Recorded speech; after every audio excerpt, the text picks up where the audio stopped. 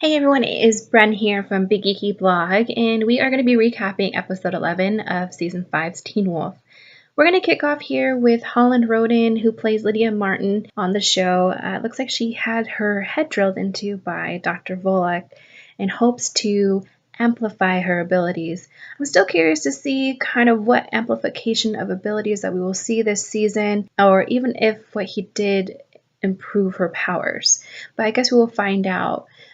Through the episode, in the beginning, we saw Lydia Martin kind of waiting in the river in which Theo's sister had died in, and has regained some visions of what occurred that night and why exactly Theo killed his sister. It is revealed that Theo, in fact, wanted her heart. And let's face it, Theo kind of doesn't have a heart, so it makes perfect sense that he would kill his own sister to retain her heart and be one of the very first chimeras and successful cases by the Dread Doctors. It is believed that the Dread Doctors have created the Beast of Gévaudan, and it's going to be the main antagonist this season and villain of Season 5B.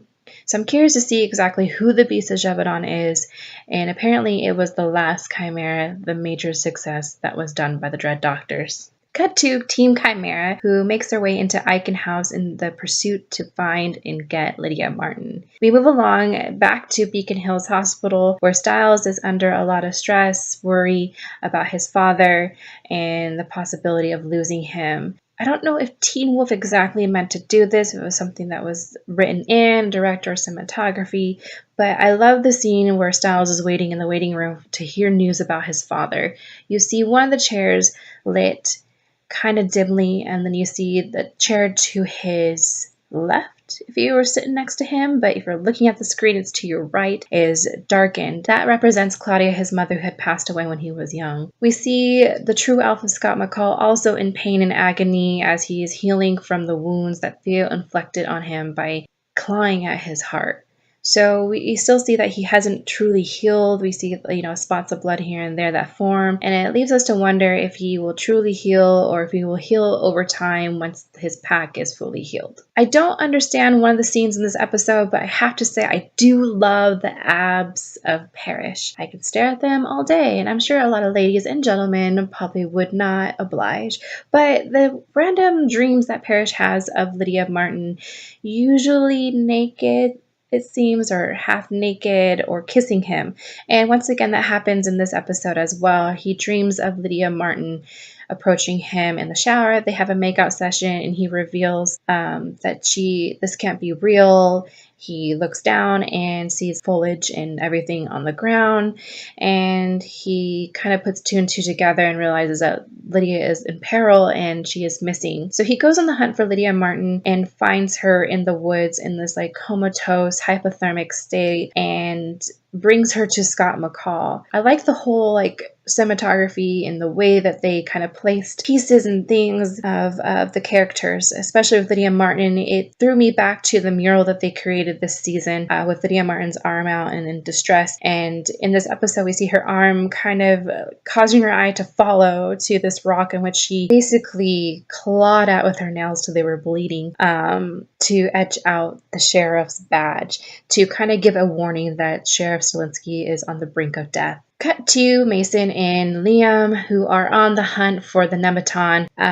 in hopes to find Hayden's body to then tell Deputy Clark that her sister had passed away. They in fact do find the Nematon, and they are surprised to find later that Hayden in fact is not there at the Nematon. She is alive, and later in the episode reveals to Liam that she is alive and well and has now shown her sister where the Nematon is and the body is. We are back at Beacon Hills Hospital, where we see the fight between Scott and Styles, and it was a hard thing to watch. I know a lot of fans, have been up in arms about this fight, and, it was definitely something not truly in character for Styles. I don't understand why he's so angry. I mean, I understand, the possibility of losing the last member of your family, but he was so angry and asked, "Where were you, Scott?" Well, Scott can't be everywhere, and obviously everything hasn't been laid out for everyone that had happened that night and the mess that Theo has created. So hopefully over time that gets fixed and Skills is mended. But Scott was able to tell Styles that he was not the only one that got hurt that night, and that in fact somebody else did, but Styles immediately assumes that it's Scott and says, "Oh, you'll heal? Oh, you'll heal. I don't even want to even go there. But he finds out that he was talking about Lydia Martin. He goes to visit her in the hospital, and where Miss Martin is there with her daughter and wants nothing to do with anyone in Scott's pack. She doesn't really, I don't think she truly knows what's going on, but she's learning bits and pieces over time. She's going to find out everything, I hope. But before Stiles is pushed out of the hospital room, he informs her to check her neck, check the back of her neck, in which she does and finds out that in fact there are claw markings in the back of her neck that freak her out to the point that she admits Lydia into the Icon House hospital. And I found it kind of interesting, looking through clips and pieces of the episode, that on the sheet for admission to Icon House, it had like a not a familiar quote, but a certain quote about it that kind of made me think a little bit. And the quote on the sheet said, "Not until we are lost do we begin to understand ourselves." I want to know exactly if this is a true, legitimate quote. I'm going to have to check who Henry David Thoreau is. I don't know if it's like kind of like a slogan for this season, until we're completely lost, do we understand ourselves? If it's something for everyone, because right now, let's face it, this whole pack is completely lost and at the lowest of lows. So we get back to, Lydia Martin being taken away to Icon House. Jordan Parrish is angry and upset that she is going back there due to the history. And I'm still confused how they hire people at Icon House. Do they have to have a creepy aspect? Because let's face it, every male staff of Icon House is pretty much creepy, and I would never ever admit anyone to that place. So we finally get to see Theo rake in before the beginning of the episode with Stiles. Theo kind of comes to Stiles, the request to kind of find out what happened to his dad. They kind of have an exchange of words, and he's still under the impression that Scott is dead at this time. So Scott is listening in to Theo and how he's talking and about what happened to Sheriff Stilinski. He finds a fluctuation in his heartbeats, that he's surprised that Sheriff Stilinski isn't healing and that he's not getting better, which means that Theo wasn't the one to harm Sheriff Stilinski, that it was somebody else, and it happens to be, dun dun dun, the last Chimera, supposedly. So we're moving along with the episode in which they go on the hunt for the last Chimera. Scott and Stiles still not on the same team, but Stiles gives in to allowing Scott to help him, in which Scott then calls in some other people to help him, like Malia. And it was an interesting line for me to hear her say, we kind of broke up, I guess. Teen Wolf did this thing where they would send out quotes and we kind of had to guess who they were. And I didn't expect that line to be coming from Malia. Once again, we definitely see her kind of in a lost state after her breakup with Stiles, and it kind of not really being defined still. But she wants to help out Stiles. She wants to be the one to help the pack in some kind of capacity to keep Sheriff alive.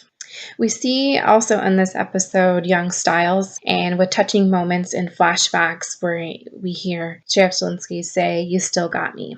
And I'm going to touch base on this a little more further into this video of a couple other moments where he says, "You still got me," and even kind of a parallel to a previous season with another character that says the exact same line. So we're going to move along further into this episode. We also see another familiar face, one of the fan favorites. Chris Argent is back, and he's helping Scott's pack to kind of take down the baddies of Beacon Hills, and he takes on the Dread Doctors, which ultimately doesn't really go over well, and they end up having to go on the run. While going on the run, Stiles notices that the supposed last Chimera has a broken piece of bone marrow due to the fact that he is half berserker. That indication proves that there is part of bone marrow in Sheriff Stilinski that's poisoning him, in which Melissa McCall gets the doctor to open Sheriff Stilinski up, take the bone marrow out, and all is well in Beacon Hills for now. I love the moments, especially between the flashbacks with Sheriff Stilinski and Stiles, and just the whole "you still got me" kind of line that went through. And